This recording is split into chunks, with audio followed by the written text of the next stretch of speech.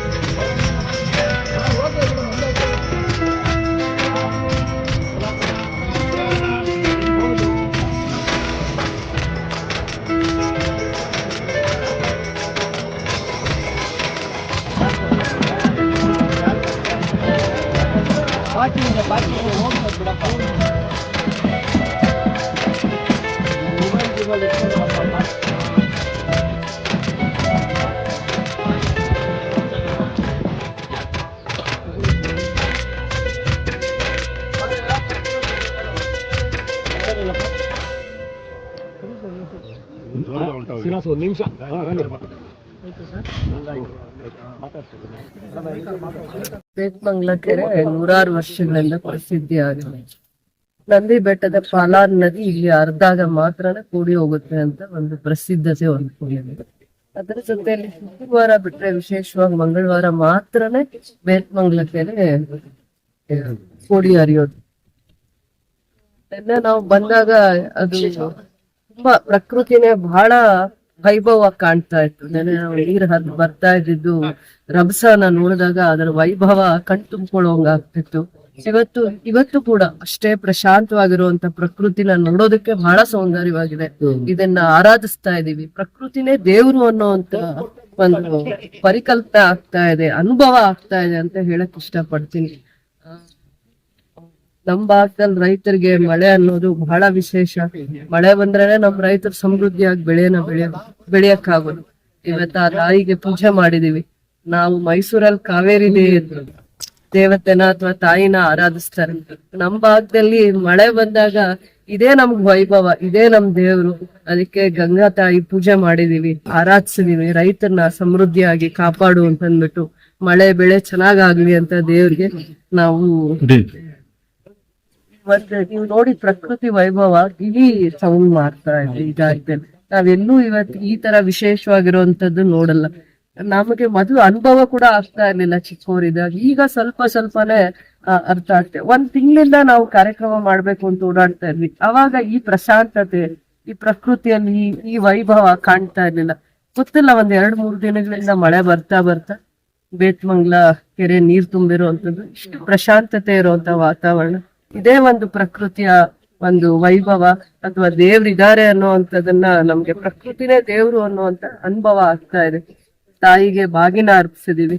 ಎಲ್ಲಾ ರೈತರನ್ನು ಕಾಪಾಡು ಅಂತ ಅಂದ್ಬಿಟ್ಟು ಸಮೃದ್ಧಿಯಾಗಿ ಎಲ್ಲಾರನ್ನು ಕಾಪಾಡುವಂತ ಬಾಗಿನ ಅರ್ಪಿಸಿದೀವಿ.